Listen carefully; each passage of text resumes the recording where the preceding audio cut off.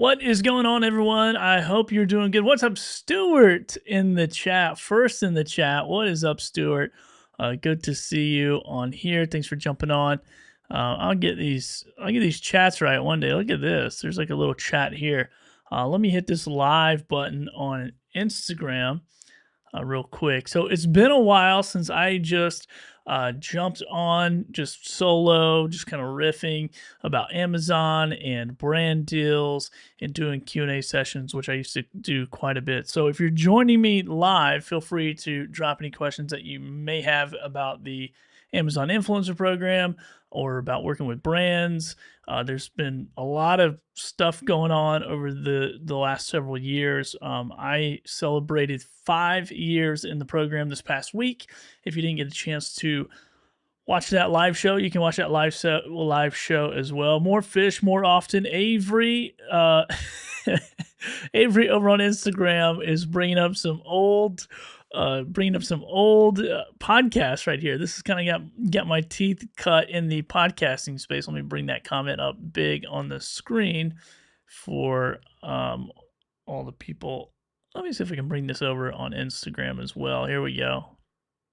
There we go. That's so funny. Yeah, that's a blast from the past right there. More fish, more often it was a little theme and a theme song we did for a podcast that I was a part of. So super amounts of fun. Thanks for reminding me of that. And that was kind of the beginning days of my content creation journey and the beginning days of, getting into podcasting and video and live streaming and all that stuff. Really was in the fishing community and the fishing space. What is up, Laura? Good to see you over there on YouTube as well. Hope you and Stuart are doing good. So I have some questions prepared. I always kind of keep this running list of questions that people ask me, either other Amazon influencers or people who are just not familiar with the space. And it's always kind of funny. So I kind of brought some of the more, I don't know, maybe I'll say controversial. Maybe that's not a great term for that.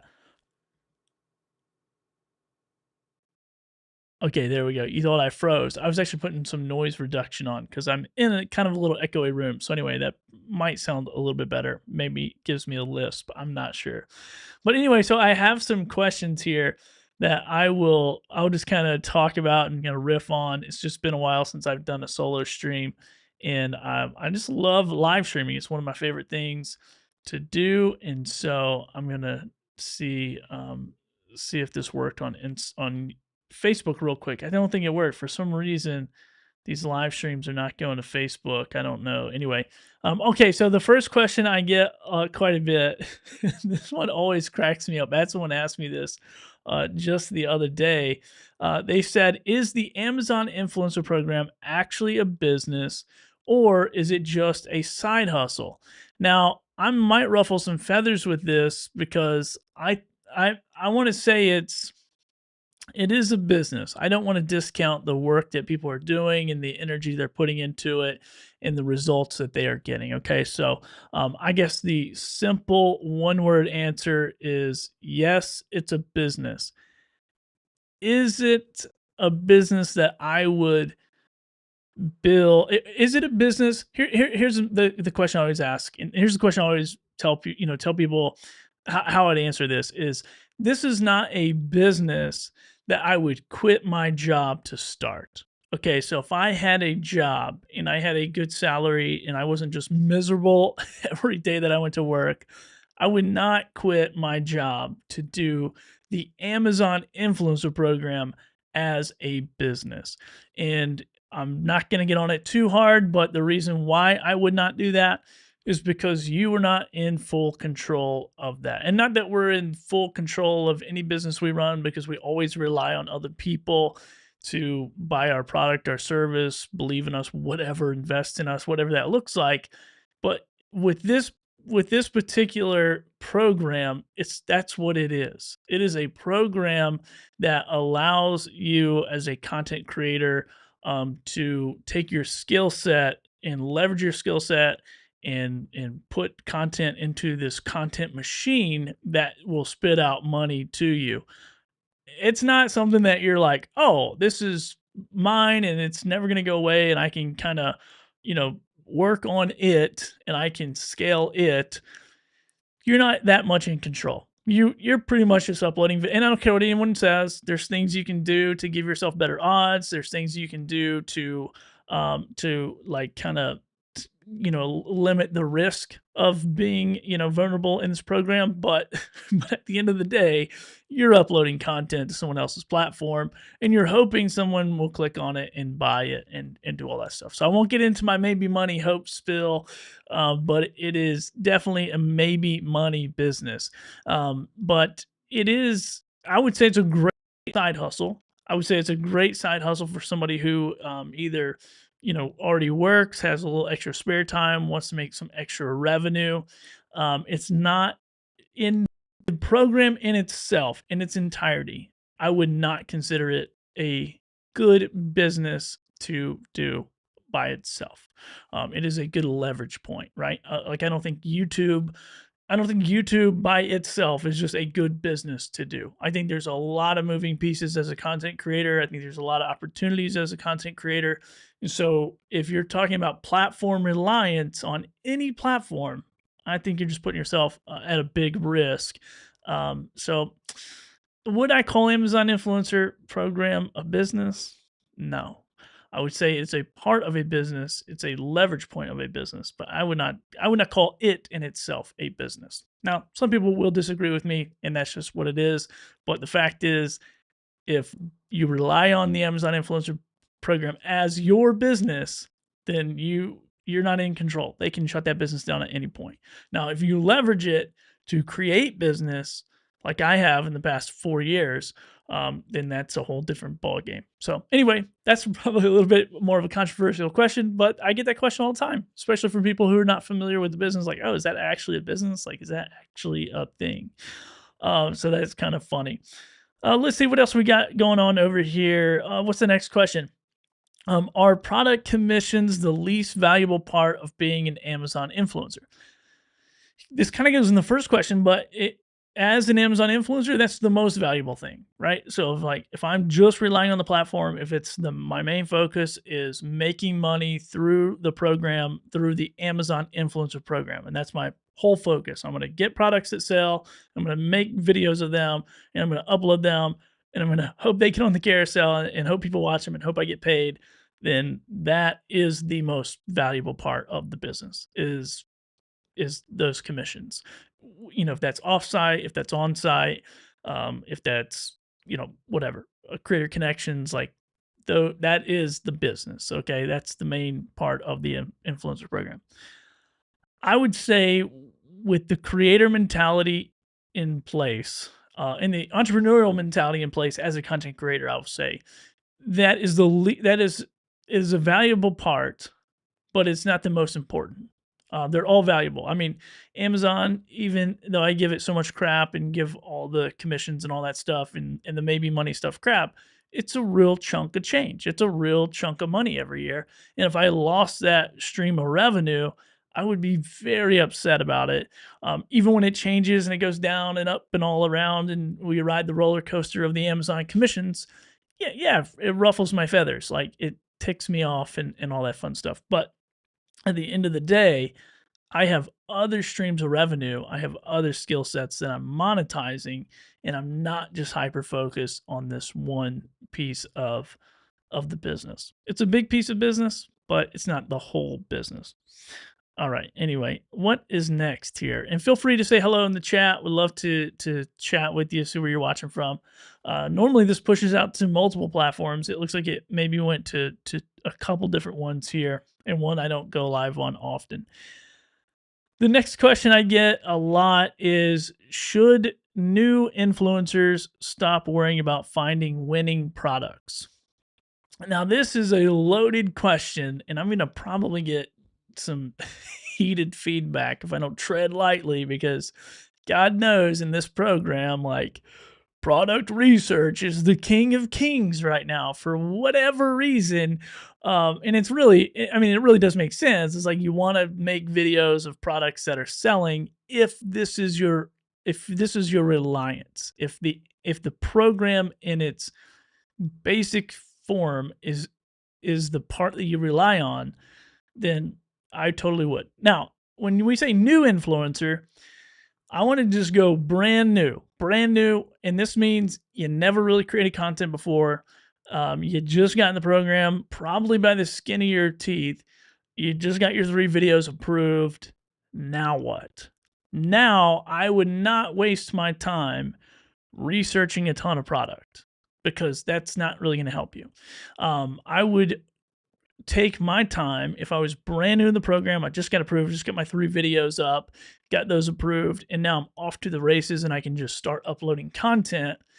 This is where there's going to be some disagreements because some people are going to say there's a camp that says don't make a piece of content unless it's got some kind of creator commissions or creator connection commissions, opportunity, or it's a high sell through product. It sells 100, 200, 300 units a month. You do all this product research. They're going to say that. I personally think as a brand new content creator, as a brand new Amazon influencer, you don't have a system. You don't even know what product research is. If you did know a software to do product research, you probably don't even know what the heck you're going to look for. Like, you don't even understand the game. Like, you don't even know what happens to these videos when the upload button happens. So you're over here kind of worried, kind of getting the cart before the horse, worried about a bunch of stuff that you can't control. And really, you have a bunch of products in your home. Like, you've got a ton of stuff. When I first got started, I went through my house. I went through my friend's garage. I went through my neighbors', houses or whatever, and got permission to go find product. Now, I understand back then it was really easy to just upload anything and start making money off of it. But the thing that you have to understand in this program is, first of all the products around your house, I will argue that you did all the research already. Like, you did the homework, right? It's like you probably went to Amazon or wherever, you looked at the reviews, you saw, is this going to solve the problem that I have? And you bought the product. Like, so it's the product research is there. Now, is it selling 100 units, 500 units? I don't know, but I would go through my house. I would pull the products or go through I would use software to go through your order history. I would get all those products that you could find. Maybe you sort through them real quick and just on the Amazon listing, if it says 500 plus sold this month, maybe you put that in one pile. And if it said nothing, maybe you just put that in the other pile and you prioritize the 500 plus.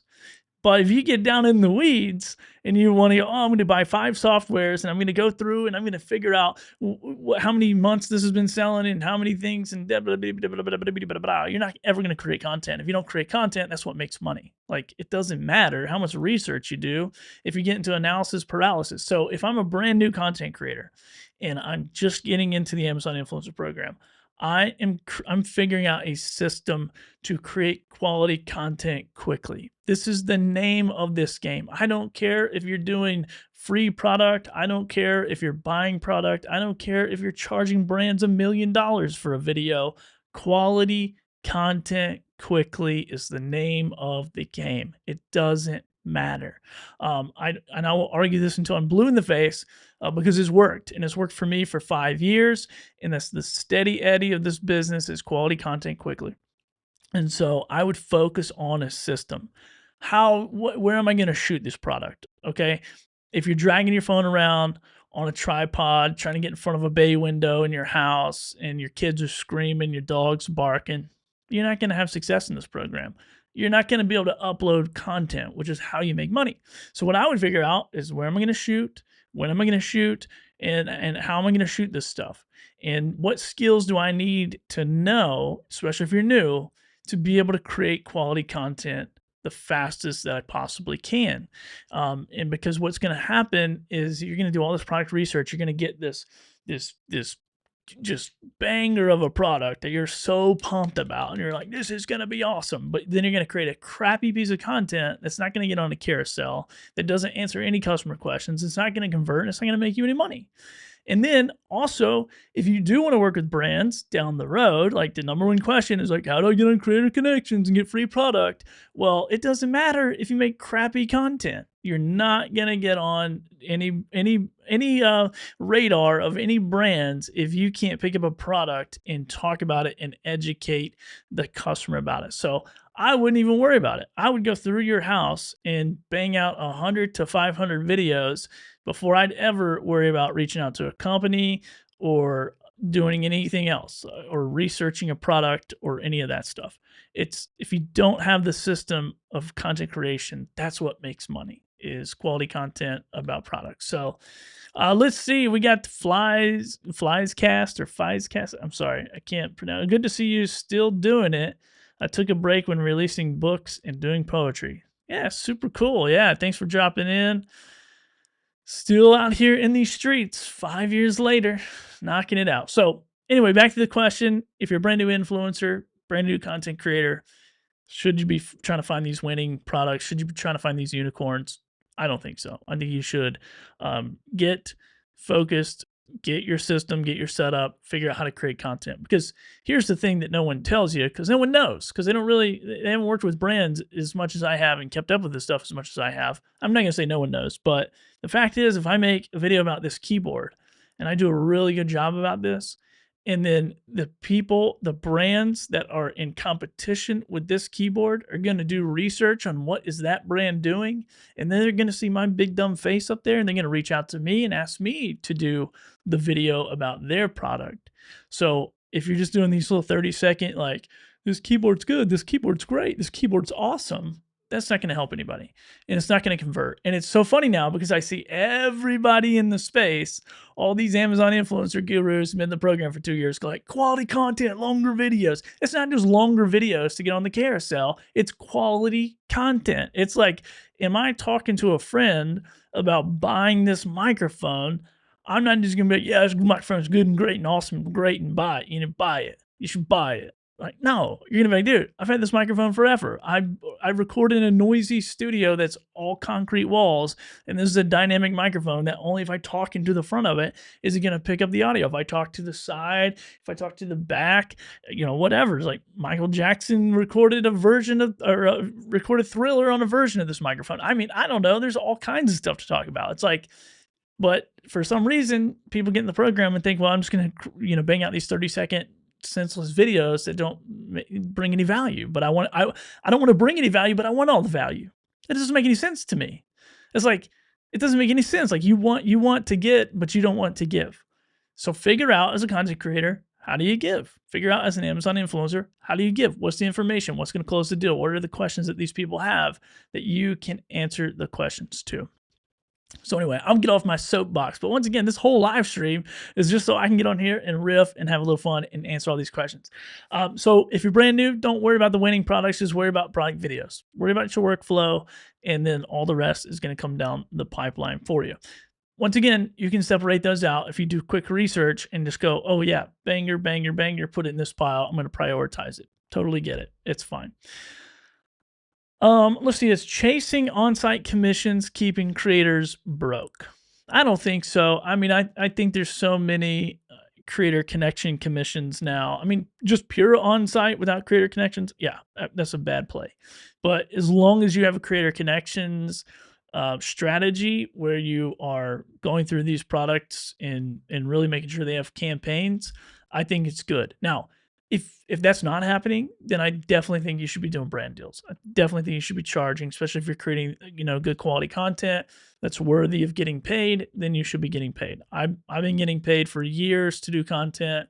And even with the influx of influencers and even with the influx of people just taking free product in exchange for videos, I'm still doing better at year over year doing these paid collaborations. So anyway, I don't think it's keeping. I think if you're just focused on site, but there's a few different pieces to the puzzle. But definitely not if you're focused on creator connections. I think it's good. I've seen an increase in my revenue by being more mindful of prioritizing those campaigns because I have a limited number of slots that I take for paid collaborations every month, and so I am very conscious about which ones of those am I going to prioritize? And it's definitely going to be ones with campaigns because I can earn more money long term. But once again, it's not this or that. It's kind of everything together. How do I create this ecosystem of revenue coming into my content creator business? Because the problem with the content creator business is we're the last person, right? And Mr. Beast explained this one time on a podcast I watched, the best I've ever heard it explained. He said, in a traditional business, the CEO or the main person in charge is up here at the top, and it's kind of like a little pyramid, and then everyone else flurries down. And then if that person gets hit by a bus, boop, they're gone. The next person just moves up. This whole pyramid just shifts in the upward direction. However, in a content creator business, and this is his analogy or whatever, his illustration said it's an upside down triangle. And we're here at the bottom, and everything is hinging on us. Everything is hinging on us showing up, us creating the video. And so if that goes away, boop, it all comes crumbling down. So, when you're building these systems and you're building these things to help your business, I think you have to be, you have to be like multifaceted. You have to be like a Swiss Army knife. It can't just be this thing or that thing. Now, I prioritize what's working and what I understand the best and what I feel like I can control the most. So that's what I prioritize. There's a lot of things I'm not doing. I'm not doing like repurposing to Pinterest and Instagram and TikTok and all these places. I mean, I'm very interested in TikTok, but I've just kind of been watching it for the last several years. As far as like YouTube, I'm repurposing to YouTube. I probably need to do a lot more work over there to actually make it worthwhile. But those are a couple places. So I'm real hyper focused on Amazon. I'm real hyper focused on brand deals. A little bit focused on YouTube and just letting everything else fall where it will be. So I'm not saying just because you have multiple streams doesn't mean you have to be everywhere all the time. Double down on what's working. If you see something's working, double down on it. I've been double down, triple down, quadruple down on working with brands and getting paid collaborations for years, and it's paid off way more than Amazon commissions have. So, we'll see. Let's answer a few more questions. Let's see. What's the other one here? Are most Amazon? I'm not going to answer that. I'll read the question, but I'm not going to answer it. Like people are like, "Hey, are these coaches teaching outdated strategies?" It's always changing, and this is the thing. It is always changing. This is a developing industry in the United States, live selling, shoppable content, all this stuff is pretty new. I mean, I know the Amazon influencer, I think I saw somebody the other day said they've been in the program, for 10 years or something. I don't know. I don't know when it went into beta, but it really started taking off. I would say probably 5 years ago when I got in. That's when it started really churning, and then now it's like everybody and their mom is in. So like literally everyone and their mom. So anyway, I think people are teaching what works for them, and you got to be okay with that. And I got to be okay with that. I mean, I hear some people teaching some stuff that I'm like, bro, I wouldn't do that for no amount of money. Like that's dumb. Like, but as my wife reminds me, that's what works for them. That's how they've gotten where they've gotten. So you got to respect it, just like they got to respect that, what you do in your hustle, because it is a diamond of opportunity. And that means it's just so many sides to this content creator business. There's so many ways that you can monetize, so many ways you can make money, so many ways you can do brand deals and sponsorship deals. And that's why I tell my, students in the past, it's like, this isn't really about a program. This isn't really about a software. This isn't really about any of the things that we've made it about. This is really about your skills. This is really about getting those skill sets together. And, when the next opportunity presents itself, if this opportunity that you're doing isn't working the way that you want it to, if it's not hitting the numbers that you want, if it's not the success level that you want it to be, then that's when you take those skill sets and you move on to the next thing. When you get too married to a system or a workflow or a program, that's when it hurts. That's when it stings quite a bit. So I think you have to get into this game and you got to figure out kind of what works for you, what works for your lifestyle, and what is the kind of work that you want to do, because it's all work at the end of the day. It doesn't matter. I don't care how many people come in this space and how many people have been in here and go, this is the easiest money I've ever made and you can do it too. It's not easy. I just saw my friend Side Hustle Experiment jump in over here on Instagram. This dude is a hustler. He's working. He's doing a ton of product research. He took product research. I watched a YouTube video of his to a whole nother level. And what I learned from watching his video was like, I'm not made for that. I mean, it's great. It's impressive. The money he's making is super impressive, but I'm not made for that. I can make close to the same amount of money in way less time than it would take me to do that. I don't know how much time he's spending doing that, but I just know myself. And I'm like, and I know my lifestyle and I know the work that I want to be doing and the type of work I want to be doing. And I'm just like, I don't want to do that.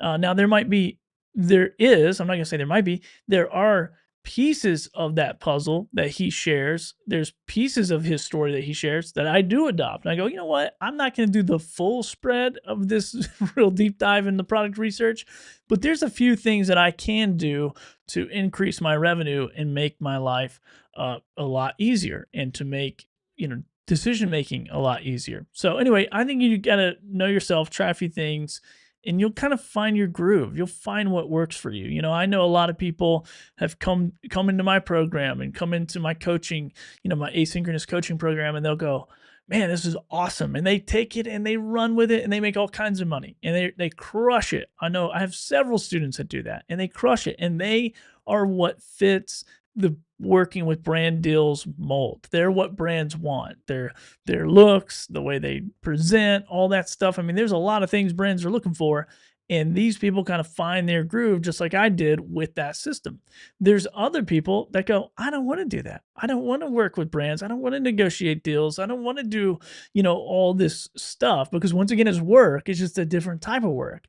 And that's cool. And that's okay. And they come in and they learn and they take some pieces and they go and they do their own thing. And it's totally cool. And it's totally fine.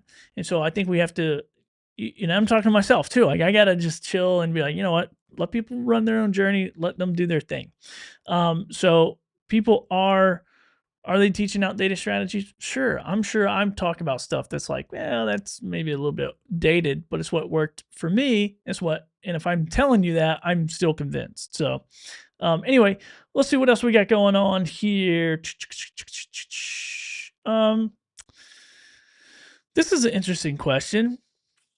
Should influencers focus on brands before they focus on Amazon earnings? I think they should focus on videos. I don't know that I'm coming out the gate swinging, trying to get the attention of brands, and there's no way to really control what Amazon does with your videos and how much money you make. Even, like, once again, you can do all these different strategies and you can kind of get a good estimated, result from it. But at the end of the day, the main focus should be quality content quickly. That's what I would say. So I wouldn't focus on brands. I wouldn't focus on Amazon. I would focus on content. And then, once again, if you can kind of separate those things that you have access to, those products you have access to, into like higher priority, then that's what I would do as well. Let's see. I get a couple more here, and then I'll finish this up. I don't know how long I've been going. 28 minutes. That's good. 28 minutes. Almost 30 minutes of me solo rambling about these questions. It's pretty good. Okay, so next thing up here. Is it easier to make $500 from one brand than to make $500 from Amazon commission? That's a pretty particular question. I guess somebody needs to make $500. I personally find it to be easier to make $500. I don't know. I mean, making money on Amazon's pretty easy, and it was really easy when I started, and I get that. So I got to be careful, because I can't, people are not getting the same results as quickly as I did because the program was so new. And the same is probably true for brand deals.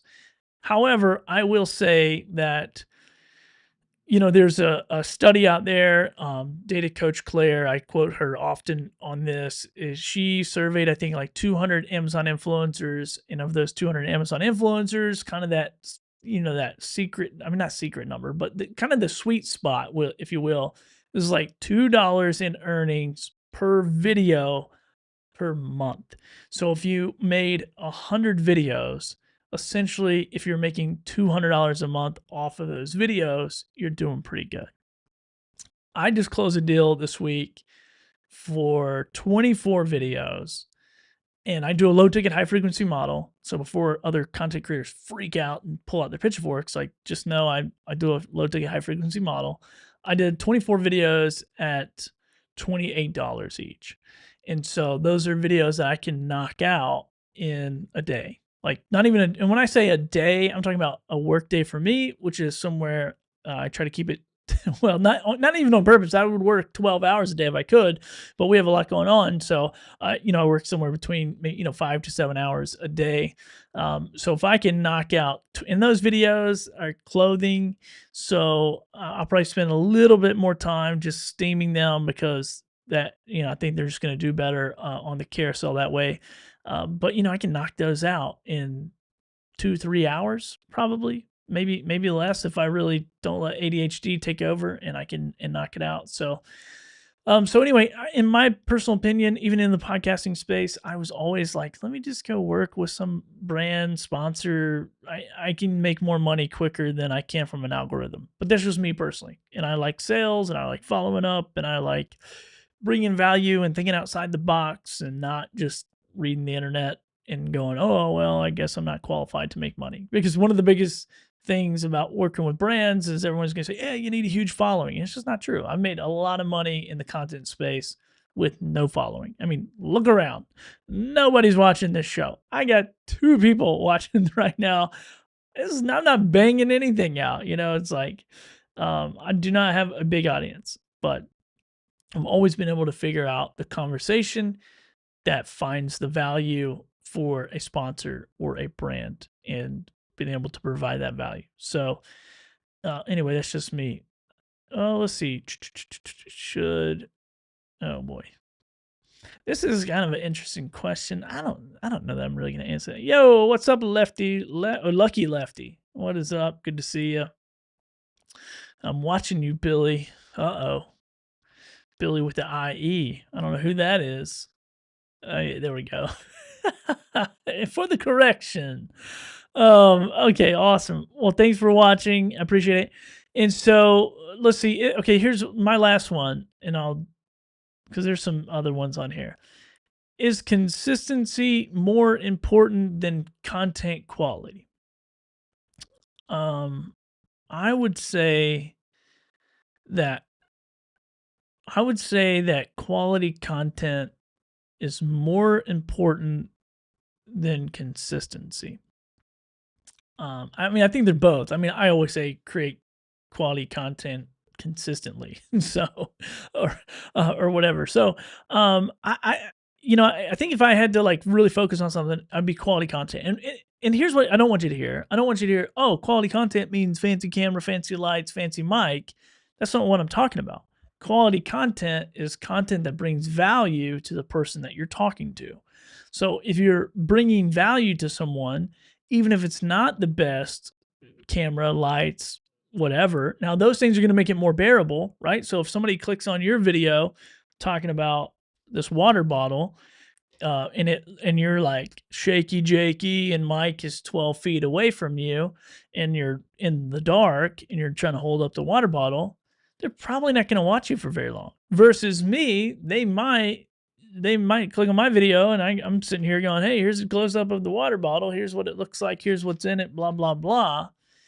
I might not be providing better quality value. I might not be providing as much value as you. You might be more knowledgeable about that water bottle, but I'm going to be more easily consumed, I guess is what I'm trying to say. So if it's a little bit of a mixture. I think you can start rough, but you got to kind of get there quick, So I would say what you say is more important than how you look saying it, but the quicker you can get there, and it's not expensive. Man, this is not expensive to do. Like, you can buy a $30 wireless microphone these days. You can probably get one sent to you most of the time, and you can stand at a distance. You can get a softbox light. You can get these softbox lights. You can get 2 good ones that change colors, adjust the brightness, all that crap for like $80. You go on Amazon and look up softbox with controls, or whatever. You're gonna find a good. There's actually a good one that I used to use in my old studio, and you're gonna up your quality quicker. So it's got to be palatable. So people, they got to be able to understand what you're saying. It's got to be easy. It's got to be easy on the eyes, the ears. It's got to be concise. So anyway, that's what I would say. Let's see maybe one more. Are creators overcomplicating the influencer? I don't know. Should Yeah, I talked about this one already, but should influencers review products they already own instead of requesting freebies? In my personal opinion, yes. And I already went over that because you've already done the research, you know the product, and you should be working on your workflow. And who cares about the earnings that you may or may not make off of those early on, because you want to get your long game in. That's why I always tell people. I mean, and probably since you bought the product, you did the research already, and you can talk about it, and you know it. So anyway, I think you're crazy if you don't. However, I will say this: I got a house full of Amazon products. We moved to Puerto Rico last year. We bought a ton of stuff from Amazon, and I've yet to go through it all. So I'm pointing my finger back at me. Point one finger here and 3 fingers back, or whatever they always say. All right. Okay. Last one. Let me do one more. I like talking too much to be quiet, but I need to get home.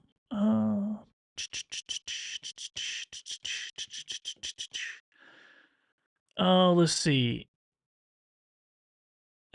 This is a funny one. Would creators, I'll learn how to read in a second. Would creators be better off making fewer videos and more brand pitches? I don't think so. I think, once again, it's not this or that. It's everything combined.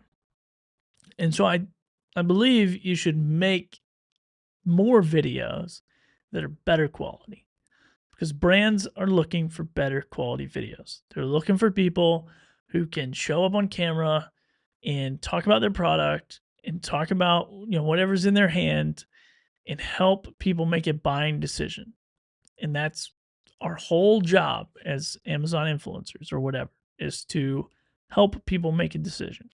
And the better that you do that, the more attention. So I tell people this all the time.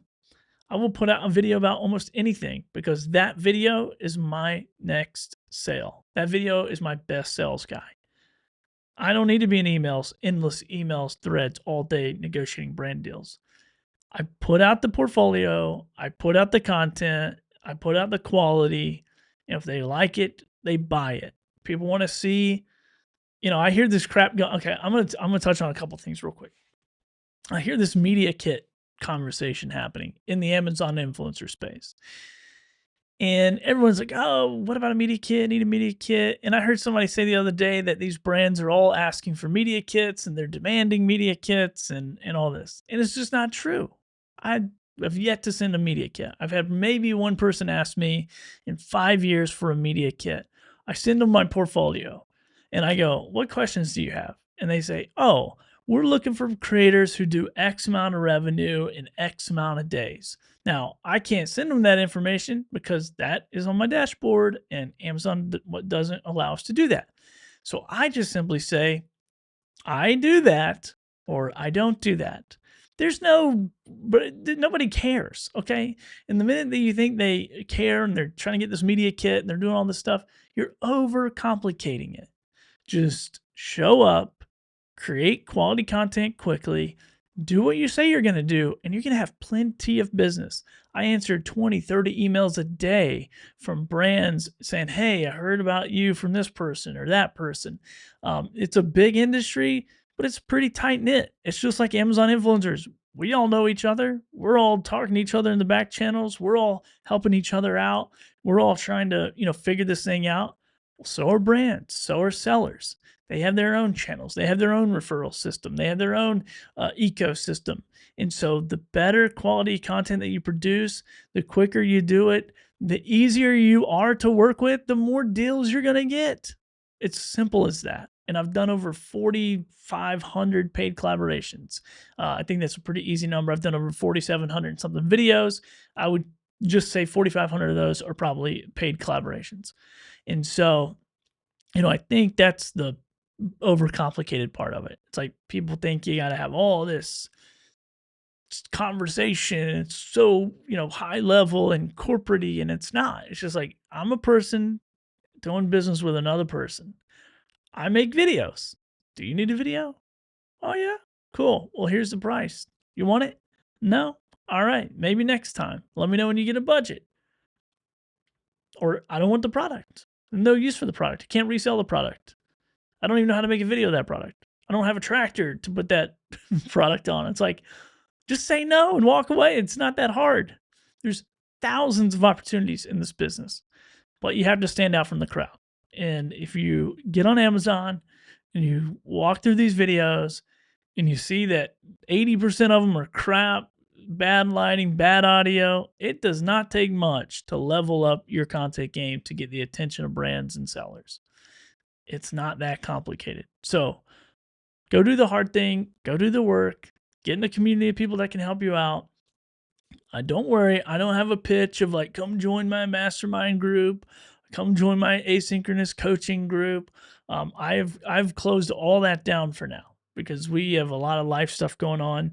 And so I am not working one-on-one with people right now. There's still a few people in my group that I'll work with.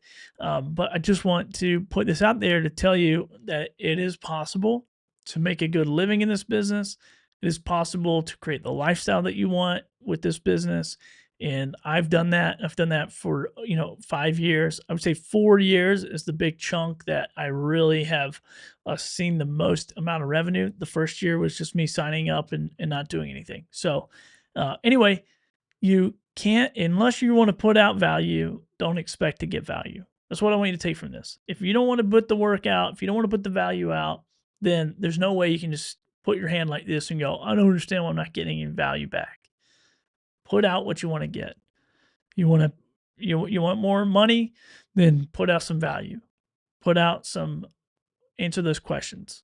Do the hard work. Create the quality content. Invest in yourself. Invest in your studio setup. Invest into your microphones. The least you can do is buy a freaking tripod, a microphone, and a softbox light, and be in control of your shooting situation. I will go into editing and stuff in another video. Hope this helps. Have a great night, everybody. Appreciate you watching, wherever you're watching from. Subscribe if you haven't. We'll talk to you soon. Maybe if I figure out how this ends.